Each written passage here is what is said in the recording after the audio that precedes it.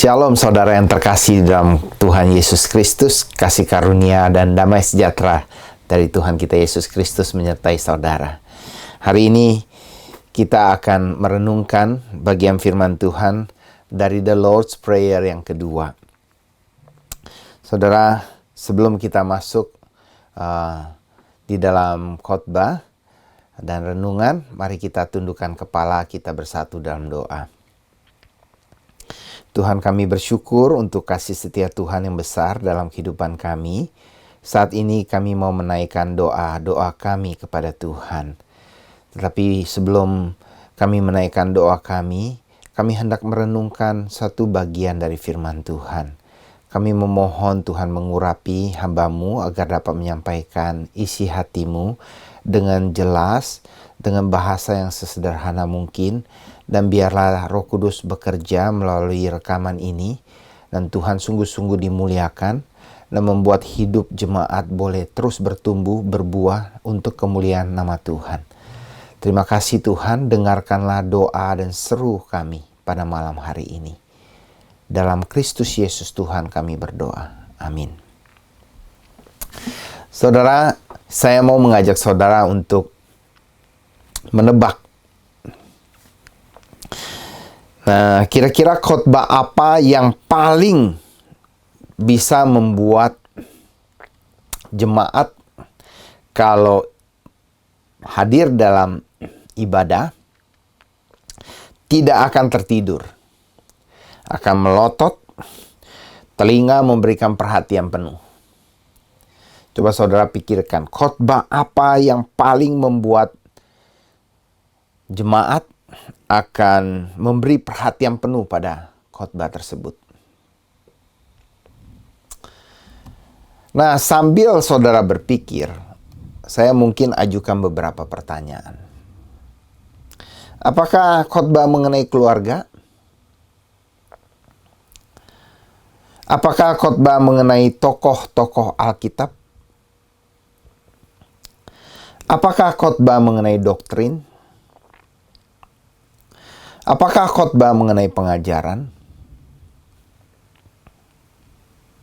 Saudara, kalau pengalaman saya, khotbah mengenai keluarga, kalau bicara soal istri, suami akan mengangguk-angguk kepala.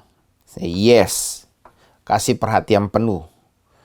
Ya, tapi kalau saat khotbah bicara soal suami, istri yang ngangguk-ngangguk, istri yang kasih perhatian penuh. Ya, dan selebihnya tahu sendirilah bagaimana. Khotbah mengenai tokoh-tokoh Alkitab, bila tokoh yang diceritakan itu menarik dan related dengan kehidupan, maka jemaat akan memberikan perhatian penuh. Tapi kadang-kadang ada situasi atau saat tertentu di mana tokoh tersebut tidak selalu 100% sesuai dengan kehidupan kita pada zaman ini, maka kadangkala perhatian tersebut sudah mulai pecah, ya. Ada banyak perhatian yang lain yang bisa memecahkan perhatian saat mendengarkan firman. Bagaimana dengan khotbah doktrin? Saudara, zaman online begini, kalau saya mulai khotbah doktrin, sudah deh, banyak jemaat yang mulai ganti YouTube channelnya. Terus bagaimana dengan khotbah pengajaran? Wes, kalau udah khotbah pengajaran, banyak ya yang cuma kasih jempol, terus komen dikit, langsung wes turu, tidur. Tapi tidak untuk jemaat House for All Nation. Karena jemaat House for All Nation, dari data yang didapatkan, data analisa dari YouTube, selalu dengan antusias mengikuti ibadah dari awal sampai akhir, mengikuti doa dari awal sampai akhir. Anda amin? Tentu Anda amin ya. Nah, sudahkah Anda mendapat jawaban khotbah apa yang akan membuat perhatian pada jemaat seluruh dunia? Kalau sudah, mari cocokkan dengan jawaban saya. Khotbah mengenai kedatangan Kristus yang kedua kali.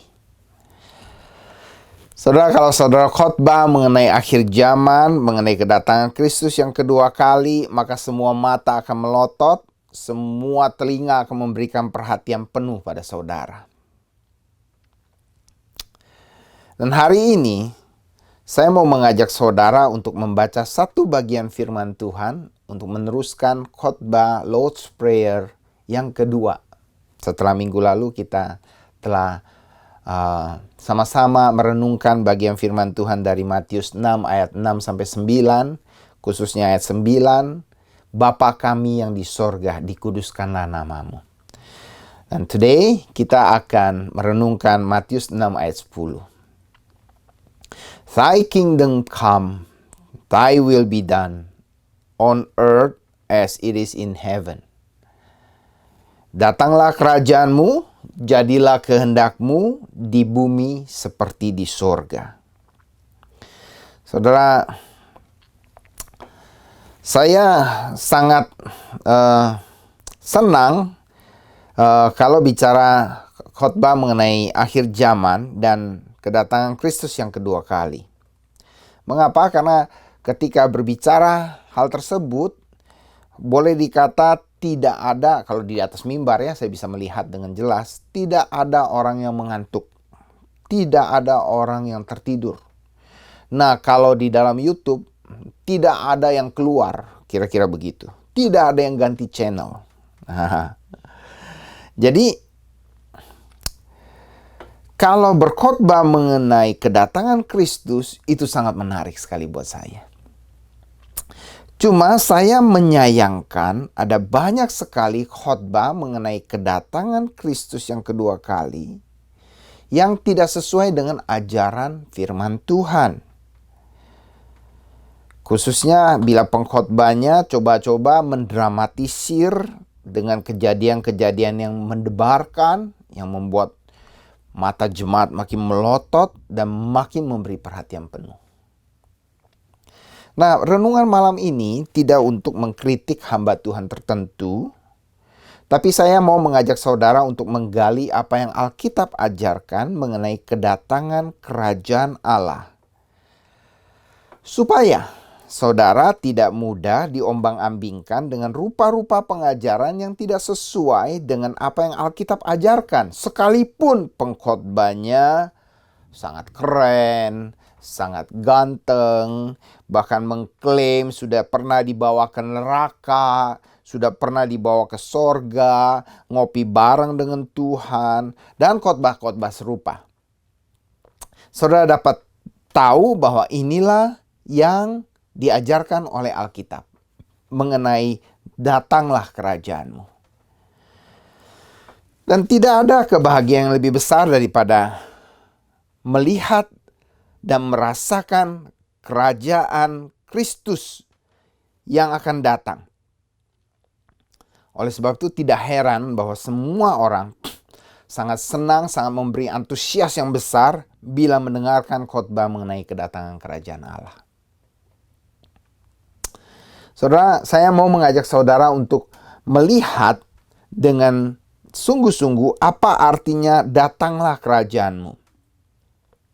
Untuk itu saya mau mengajak saudara membuka beberapa bagian firman Tuhan.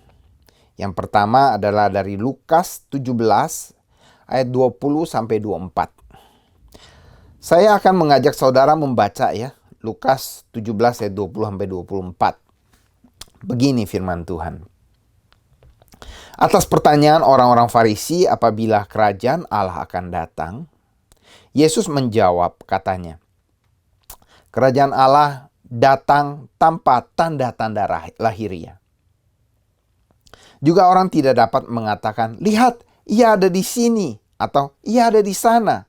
Sebab sesungguhnya kerajaan Allah ada di antara kamu. Dan ia berkata kepada murid-muridnya, akan datang waktunya kamu ingin melihat satu daripada hari-hari anak manusia itu. Dan kamu tidak akan melihatnya. Dan orang akan berkata kepadamu, lihat ia ada di sana. Lihat ia ada di sini. jangan kamu pergi ke situ. Jangan kamu ikut. Sebab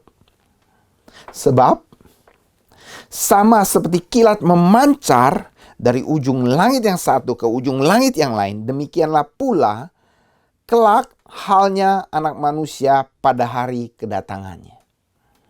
Demikian kata Yesus. Saudara, pada ayat 21, Yesus mengatakan kerajaan Allah ada di antara kamu. Tapi pada ayat 24, Yesus juga katakan bahwa kelak. Inilah pengajaran mengenai kerajaan Allah secara biblical. Already but not yet.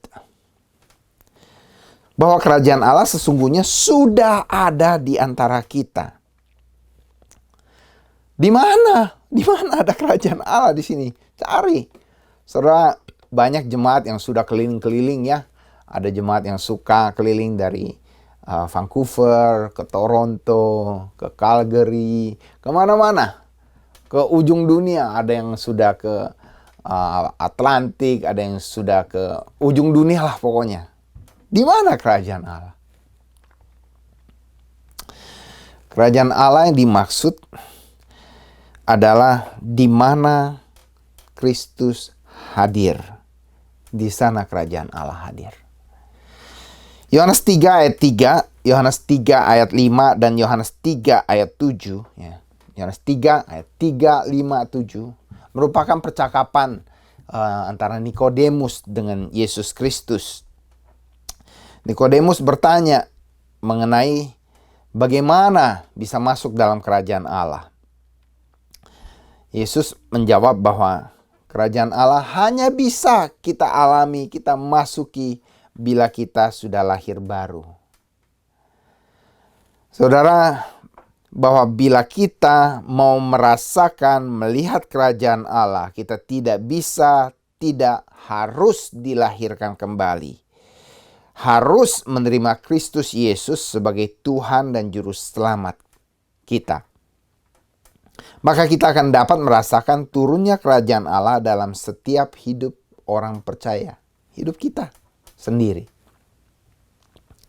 Kerajaan Allah juga dilukiskan di dalam Matius 12 ayat 28 dan Lukas 11 ayat 20. Saya ajak saudara melihatnya ya, Matius 12 ayat 28 dan Lukas 11 ayat 20 mengatakan begini. Versi Matius, tetapi jika aku mengusir setan dengan kuasa roh Allah, maka sesungguhnya kerajaan Allah sudah datang kepadamu. Versi Lukas, tetapi jika aku mengusir setan dengan kuasa Allah, yang satu roh Allah, satu Allah, maka sesungguhnya kerajaan Allah sudah datang kepadamu. Hal yang sama sebenarnya. Roh Allah adalah Allah sendiri. Jadi bila kuasa Allah atau kuasa roh Allah turun atas hidup kita, sesungguhnya kita sudah mengalami kerajaan Allah. Maka tidaklah heran bila seseorang menerima Kristus dalam hatinya, hidupnya mulai mengalami perubahan. Kenapa? Karena kerajaan Allah mulai hadir dalam hidupnya dan terus hadir dan terus merubah kita dan terus berkarya di dalam kita sehingga makin hari kita makin serupa dengan Kristus. Dan kerajaan Allah ini akan mencapai puncaknya pada saat nanti Kristus datang kembali, yaitu kelak akan datang. Kita akan berjumpa muka dengan muka dengan Dia yang sangat mencintai, mengasihi kita. Atau saat kita dipanggil pulang kembali sebelum Kristus datang. Saudara, bagi orang yang belum menerima Kristus, belum lahir baru, doa Bapa kami yang berbicara mengenai datanglah kerajaanmu selalu hanya berbicara mengenai masa yang akan datang, di mana Kristus akan datang kembali. Dan sesungguhnya sebenarnya seringkali itu sangat menakutkan. Kenapa? Karena dia tidak tahu kemana dia harus pergi. Tapi bagi mereka yang sudah menerima Kristus, datanglah kerajaanmu adalah sebuah doa, pengharapan bahwa kerajaan Tuhan, kebenaran Tuhan, keadilan Tuhan, kasih karunia Tuhan, penghiburan Tuhan, kemurahan Tuhan terjadi setiap hari dan terus-menerus dalam kehidupan Anda dan saya, kehidupan orang-orang percaya. Tiap hari kita akan mengalami Kristus, mengalami kerajaan Allah. Tiap hari kita akan belajar mengiring Kristus, mengikut Kristus dalam jatuh dan bangun dalam pembelajaran kita. Dan mengalami kasih karunia serta anugerah Tuhan yang menolong kita ketika kita berdoa, datanglah kerajaan-Mu. Sebuah doa pengharapan agar kerajaan Tuhan, kebenaran, keadilan Tuhan terjadi dalam kehidupan kita. Dan bukan hanya itu, datanglah kerajaan-Mu juga akan membuat kita sadar bahwa kita hendak menghadirkan kerajaan Allah di dunia ini melalui hidup kita, kesaksian kita, pekabaran Injil yang kita lakukan baik lewat mulut, bibir, lidah kita maupun lewat kesaksian hidup kita. Datanglah kerajaan-Mu kepada lingkungan sekitar hidup kita, sehingga kerajaan Allah dapat dirasakan oleh orang. Sehingga shalom itu benar-benar bukan hanya di bibir, tetapi shalom itu dapat dirasakan oleh banyak orang. Saudara, seperti yang kita sudah baca dari Lukas 17 tadi ayat 24, datanglah kerajaan-Mu, itu juga berarti kelak atau nanti, di mana puncak segala pengharapan kita terwujud. Kristus Yesus datang kembali ke dunia ini dan di awan-awan menunggu, menanti kita, memanggil kita. Dan sangkakala dibunyikan dan kita semua yang masih hidup di dunia ini akan terbang dan menyongsong Kristus di awan-awan. Suatu sukacita yang amat besar terjadi. Saudara mungkin masih ingat lagu yang dulu sering kita nyanyikan, bila zaman ini lalu pada hari kiamat, bila sangkakala Allah terdengar, bila orang yang dipanggil namanya itu akan mengatakan, ya Tuhan, aku ini, aku ada, aku siap. Saudara, demikianlah kelak akan terjadi pada saat Anak Manusia datang kembali. Bagaimana terjadinya hal itu? Saat yang kita sudah baca dari Lukas tersebut menunjukkan begini, bahwa secepat kilat dari timur ke barat, tidak ada satu detik.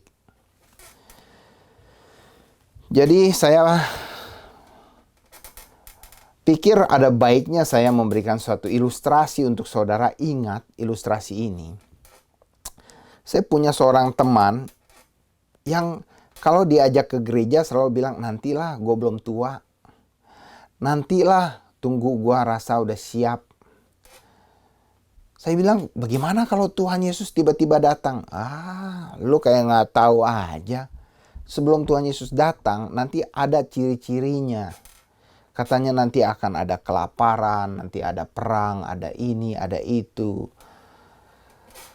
Dan gue juga sebenarnya tahu beberapa hal lah. Kalau Tuhan Yesus datang tuh ada ciri-cirinya ini dan itu. Maka kalau gue udah lihat nih, waduh, kayaknya udah dekat nih. Gue mau bertobat nih. Apalagi kalau dia udah mau turun dari langit terus gue lihat, waduh, langit tiba-tiba berubah. Ada banyak awan menggembul-gembul. Waduh, jangan-jangan Tuhan mau datang. Gue tersungkur dah langsung saat itu. Gue minta ampun sama Tuhan. Gue akan bertobat. Gue akan terima Tuhan Yesus hari itu. Saudara, saya katakan, kamu baca Alkitab setengah-setengah sih. Caplok ayat sana, caplok ayat sini. Kamu harus baca teratur. Jadi kamu bisa mengerti firman Tuhan. Firman Tuhan bilang begini, ketika Yesus datang, itu secepat kilat, tidak sampai 1 detik, dari timur ke barat, jebret. kamu tidak akan sempat lagi. Mau tersungkur juga udah gak sempat. Apalagi kamu mau ngomong ngaku dosa. Baru Tuhan Yesus sudah datang. Tidak akan sempat lagi. Dan dalam banyak ayat dijelaskan bahwa tidak ada orang yang bisa tahu kapan Kristus datang. Saudara bisa baca di Matius 24 ayat 35 sampai 36 atau Markus 13 ayat 31 sampai 32. Saya bacakan ya buat saudara ya. Matius 24 ayat 35 sampai 36 dan Markus 13 31 sampai 32. Isinya sepertinya sama ya. Seperti ini kata Matius, langit dan bumi akan berlalu, tetapi perkataanku tidak akan berlalu. Tetapi tentang hari dan saat itu tidak seorang pun yang tahu, malaikat-malaikat di sorga tidak, dan anak pun tidak, hanya Bapa sendiri. Ini lagi bicara konteks ketika Yesus datang kembali dan akhir dari dunia ini. Markus juga berbicara hal yang sama di Markus 13. Langit dan bumi akan berlalu, tetapi perkataanku tidak akan berlalu. Firman Tuhanlah yang kekal selama-lamanya. Langit dan bumi akan berlalu. Tetapi tentang hari atau saat itu tidak seorang pun yang tahu. Malaikat-malaikat di sorga tidak, dan anak pun tidak, hanya Bapa saja. Tapi heran sekali ya, saya bingung, masih ada orang yang suka menghitung-hitung, ya, mencoba menghitung kapan Yesus datang kembali. Benar-benar terlalu pinter sehingga jadi keminter. Tidak, ya saya bingung lah sebenarnya. Cuman lebih bingung lagi, ada orang yang percaya hitungan-hitungan mereka. Kapan Yesus datang kembali, tanggal berapa, bulan berapa. Dan itu udah berkali-kali, udah gagal lagi, salah lagi. Masih ada orang yang percaya. Bingung juga ya. Tapi itulah dunia ini. Saudara, ketika kita berdoa, datanglah kerajaanmu, itu menjelaskan dua arti. Yang pertama adalah agar kerajaan Tuhan yang sudah datang melalui penebusan Yesus Kristus untuk orang-orang percaya dapat terus-menerus dirasakan. Kehadiran Allah dan kuasanya dapat membuat kita memiliki relasi dengan Allah. Datanglah kerajaanmu, sehingga menghadirkan kerajaan Allah melalui hidup kita, melalui pemberitaan Injil, melalui kesaksian hidup kita. Itu yang pertama. Arti yang kedua, pengharapan kita akan kehadiran kerajaan Kristus yang kekal yang akan datang akan terjadi. Dan kita hidup di dalam berjaga-jaga menanti kedatangan Kristus yang kedua kali. Ketika kita berdoa, datanglah kerajaanmu, kita sungguh-sungguh berharap kerajaan Kristus dapat datang dan kita menantinya dengan tekun. Berharap bahwa Kristus datang, kerajaannya datang. Pertanyaannya adalah, ketika saudara berdoa, datanglah kerajaanmu, sudahkah saudara siap kalau Kristus datang? Saudara, mari kita masuk kepada hal yang kedua, jadilah kehendakmu. Inilah doa yang benar-benar biblikal, benar-benar hebat sekali, benar-benar berkenan kepada Allah. Bukan jadilah kehendakku, bukan, tapi jadilah kehendakmu ya Allah.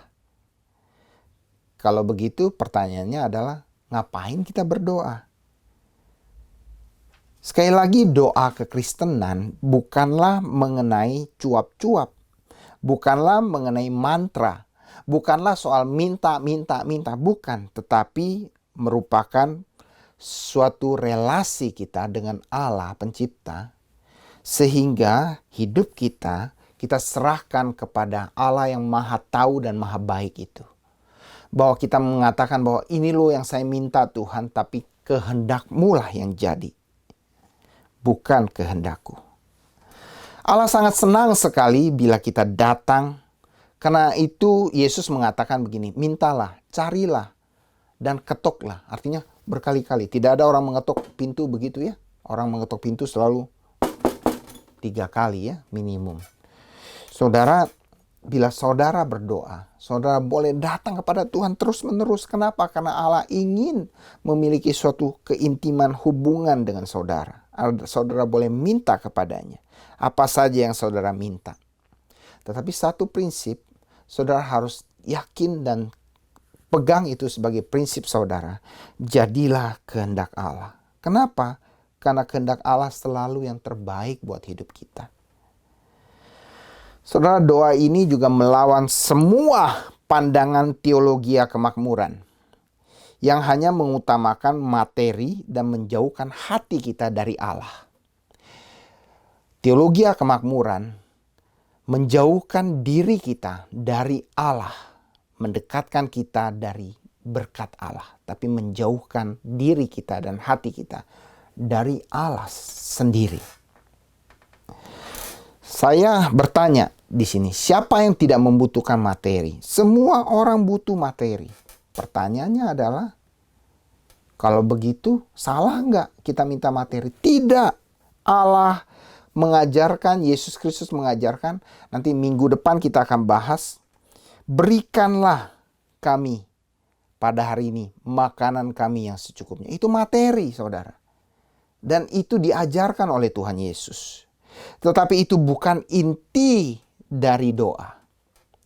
Itu adalah suatu permintaan yang di dalamnya, di dalam doa, kita minta kepada Tuhan. Tetapi basic dari semua doa yang kita ucapkan adalah, jadilah kehendak Allah, datanglah kerajaan Allah. Supaya apa? Supaya hidup kita ini boleh memuliakan Allah. Jadi bukan supaya kita semakin greedy, semakin bernafsu, semakin hidupnya jauh dari Tuhan. Melainkan hidup ini makin mendekat kepada Tuhan. Ketika Tuhan memberikan kita materi, ada satu pengucapan syukur, Tuhan terima kasih. Engkau memelihara hidupku. Terima kasih untuk kebaikanmu. Penuh dengan limpah dengan ucapan syukur. Sehingga membuat hati kita itu merasa bahagia. Hidup kita merasa bahagia. Saudara, jadilah kehendakmu juga dapat diumpamakan seperti ini.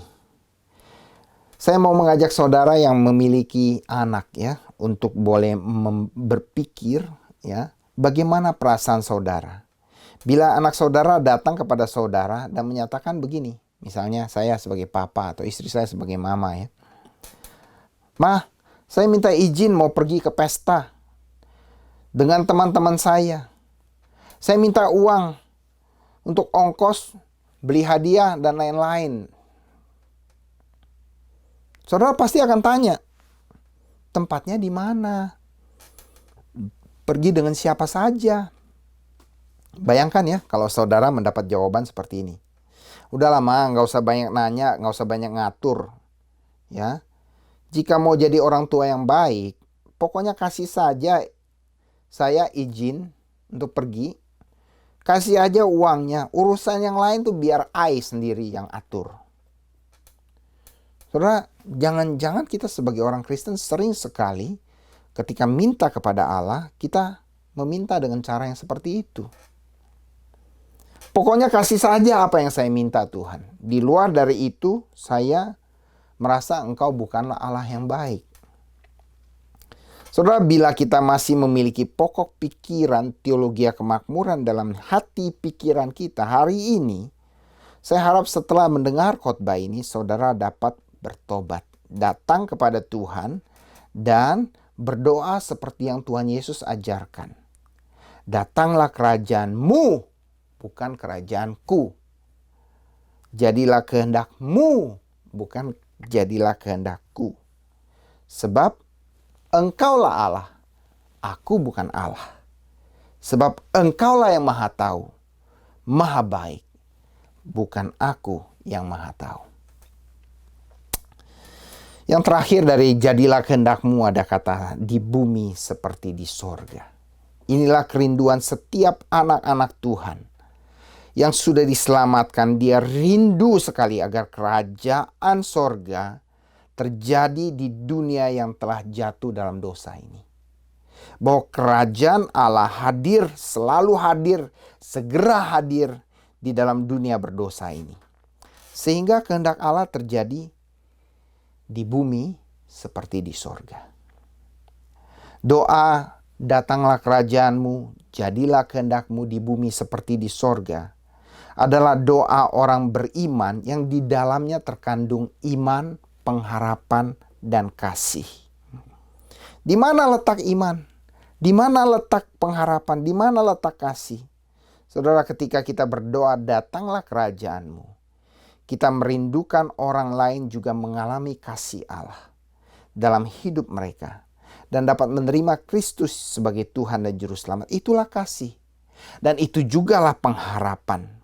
Dan hal itu membutuhkan iman. Saudara, ketika kita berdoa, jadilah kehendakmu, itu merupakan respon kita kepada kasih Allah, penyerahan kita kepada Allah, di mana sekaligus merupakan respon kasih kita kepada Allah. Sehingga lewat kerinduan kita rindu supaya kehendak Allah terjadi atas bumi ini, atas kehidupan kita, dan atas kehidupan sesama kita. Satu hal lagi, jadilah kehendakmu di bumi seperti di sorga. Mengandung suatu pengharapan bahwa apa yang ada di bumi ini, yang sudah rusak oleh dosa, kiranya oleh kehendak Allah dan kerajaan Allah yang hadir, merubah tatanan dunia ini menjadi semakin baik dan indah. Saudara, di akhir dari renungan ini saya mengajak saudara untuk bersama-sama berdoa. Mari kita tundukkan kepala, kita berdoa.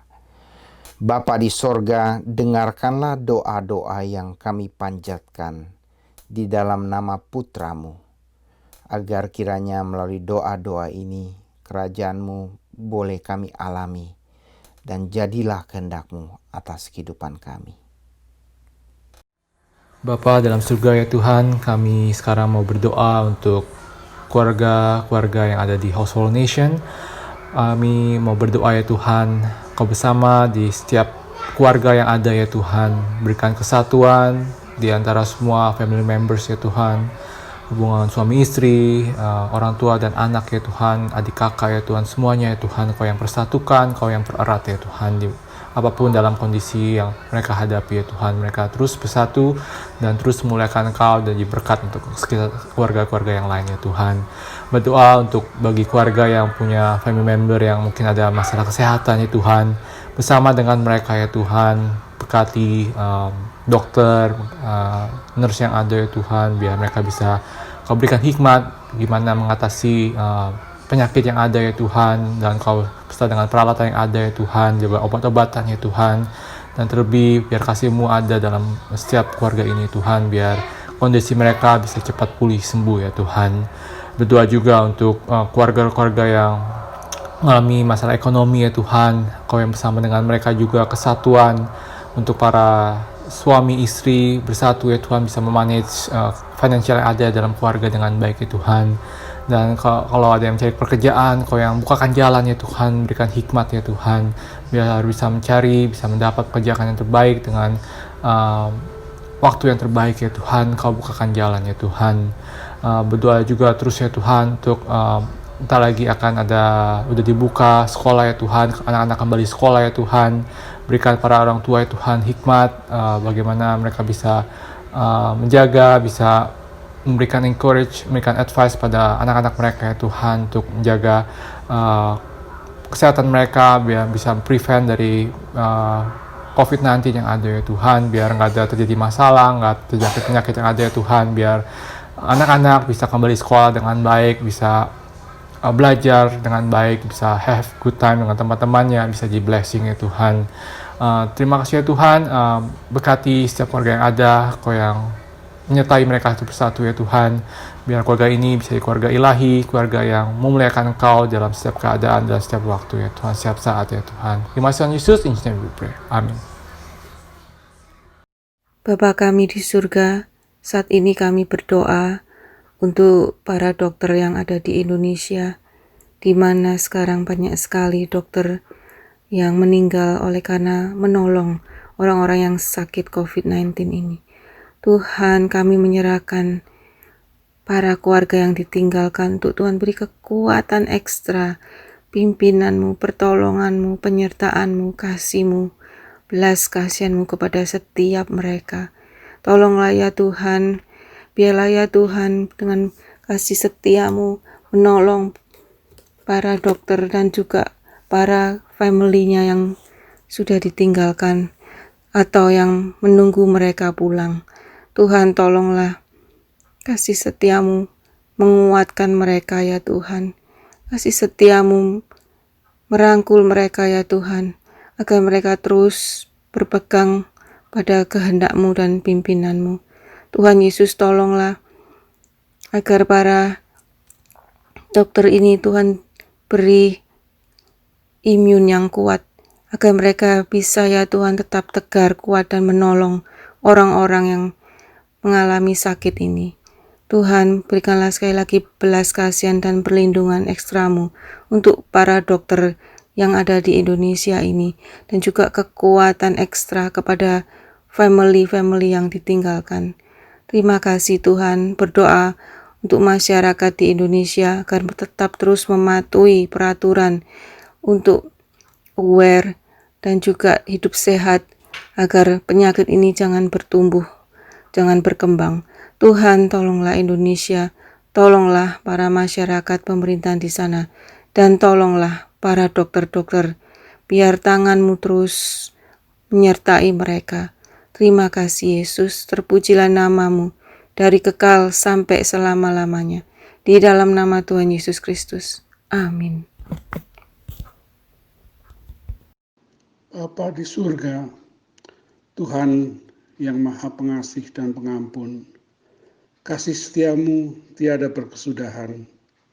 Curahkanlah Roh Kudus-Mu kepada umat-Mu, agar tidak berpaling dari-Mu. Kami banyak menyakiti hati-Mu, kadang menjauh dari-Mu, dan jatuh ke dalam dosa. Agar segera bertobat serta mohon ampun, dan kembali ke jalan benar bersama-Mu, mengamalkan firman-firman-Mu, dan hidup dalam damai penuh cinta kasih. Tuhan, dengarkanlah doa-doa kami sehubungan dengan situasi politik dan keamanan di US maupun di Kanada untuk mendapatkan hikmat dari-Mu bagi semua pihak yang terkait. Karena Engkaulah pegangan kami yang sanggup mengendalikan suasana dengan kuasa-Mu, memberi petunjuk-petunjuk yang bijak dan damai. Agar protes-protes di kota-kota besar seperti Portland, Seattle, Washington, New York, Ottawa, Toronto, dan lain-lain dapat berjalan damai. Masyarakat tetap tenang, tidak terprovokasi oleh tujuan-tujuan tertentu, terpancing ke dalam emosi untuk merusak, menjarah, atau melukai sesama. Dan jadilah perintah-Mu untuk mencintai sesamamu seperti diri-Mu sendiri. Turunkanlah hikmah-Mu, ya Tuhan, kepada pihak-pihak keamanan untuk dapat menguasai masa protes dengan damai dan bijak. Terjadilah saling pengertian dalam menyampaikan aspirasi mereka. Tidak sampai terjadi kekerasan dan korban kekerasan. Jangan biarkan anak-anak-Mu menjadi bimbang dan tidak mematuhi hukum-hukum yang berlaku. Demikian pula kepada-Mu kami mohon hikmat-Mu. Kau curahkan kepada pemerintah US maupun Kanada yang masih menghadapi pandemi COVID-19, yang masih juga di dalam tingkat bahaya, dilihat dari jumlah kasus yang masih terus meningkat, agar mereka dapat mengeluarkan peraturan-peraturan bijak untuk diikuti masyarakat sebelum vaksin bisa diimplementasikan. Tidak lupa juga kami berdoa untuk negara US yang sedang menyiapkan pemilu presiden di bulan November, agar suasana kampanye politik yang panas atas kuasa-Mu mendapatkan siraman suasana damai, tenang, jujur, dan demokratis. Terima kasih ya Tuhan, terpujilah nama-Mu, Juru Selamat dan Pembawa perdamaian. Dalam nama Yesus, kami panjatkan doa-doa kami ini. Amin. Heavenly Father, we want to pray for those that are affected by the COVID-19 pandemic, those that are affected by the virus itself, those that have family members that are affected, and even those that are currently in quarantine, whether it be here in Canada or Indonesia. God, we pray for healing, peace of mind, patience, and hope. We know, Lord, that you are with them. So we pray that they will see you in the midst of their struggle and continue to trust you and seek after you. We also want to pray for all the doctors, nurses, and every individuals that are helping to fight the pandemic. Please give them wisdom, strong health, and peace as well. We thank you, Lord, for all their efforts and hard work. We don't want to forget the families that have lost their loved ones due to the pandemic. Father, please comfort them. For those that believe in you, may they find peace and assurance that they are with you in heaven. And for those that are not believers yet, may they meet Jesus in this time and be able to have hope and peace as well that is from you. We thank you, Lord, once again for continuously protecting us and being by our side. Therefore, we put our trust and hope in you and surrender to you. In Jesus' name we pray. Tuhan Yesus, pada malam hari ini kami mau sekali lagi berdoa untuk gereja-gereja yang rencana mau mengadakan kebaktian secara fisikal. Kiranya jika semua ini dijalankan, ini adalah keputusan yang tepat. Kami mau berdoa agar Tuhan memberikan wisdom kepada para pastor dan leader-leader dalam merencanakan protokol-protokol yang akan diterapkan. Berdoa sehingga protokol-protokol ini dapat diterapkan secara benar untuk keamanan bagi para hamba-Mu dan juga para jemaat yang akan menghadiri kebaktian ini. Tak lupa juga kami mau terus berdoa untuk hati para jemaat yang semangat dalam melayani-Mu. Kiranya Engkau memberkati mereka selalu dimanapun mereka berada, entah itu di sekolah, tempat kerja, ataupun di dalam keluarga mereka ya Bapa. Mau berdoa kiranya mereka akan selalu menjadi berkat bagi orang-orang yang ada di sekitarnya, dan juga melalui mereka nama-Mu dapat dipermuliakan selalu. Kami juga mau berdoa untuk iman setiap para jemaat, agar terus dikobarkan dan dikuatkan di masa-masa kebaktian online ini ya Tuhan. Mau berdoa walaupun kita masih berada dalam masa pandemik, kiranya Engkau memberikan hati yang haus akan Engkau.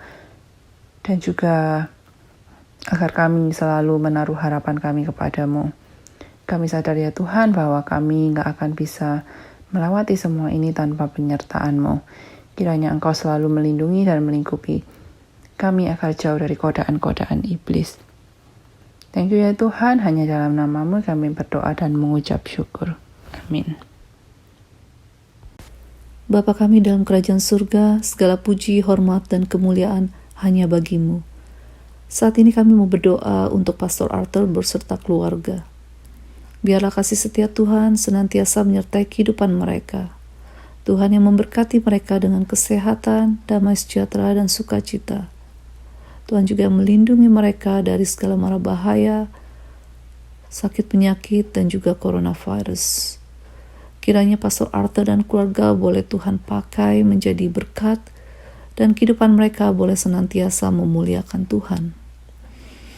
Kami juga mau berdoa untuk pimpinan Tuhan bagi Pastor Arthur di dalam mempersiapkan bahan-bahan khotbah untuk Sunday service, dan juga di dalam mempersiapkan doa-doa malam yang diadakan setiap hari Rabu dalam 3 bulan ke depannya.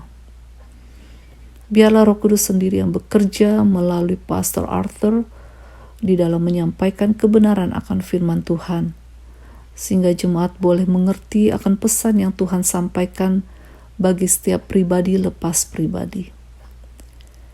Tuhan juga yang memberikan hikmat Tuhan dan kebijaksanaan bagi Pastor Arthur, sehingga dapat membagi waktu dengan baik di tengah-tengah kesibukannya, di dalam pelayanan, dan juga menyelesaikan kuliahnya. Sekali lagi kami mau menyerahkan Pastor Arthur ke dalam tangan kasih Tuhan. Biarlah Tuhan yang selalu menopang di dalam kehidupannya, sehingga kehidupannya boleh terus seturut dengan kehendak Tuhan. Terima kasih Bapa. Hanya di dalam nama Yesus Kristus kami berdoa dan mengucap syukur. Amin. Bapa, inilah semua doa yang kami panjatkan, agar kiranya datanglah kerajaan-Mu, jadilah kehendak-Mu di bumi seperti di sorga. Demi nama Putra-Mu yang kudus, Tuhan kami Yesus Kristus, dan Juru Selamat kami yang hidup, kami berdoa. Amin. Tuhan Yesus memberkati kita semua.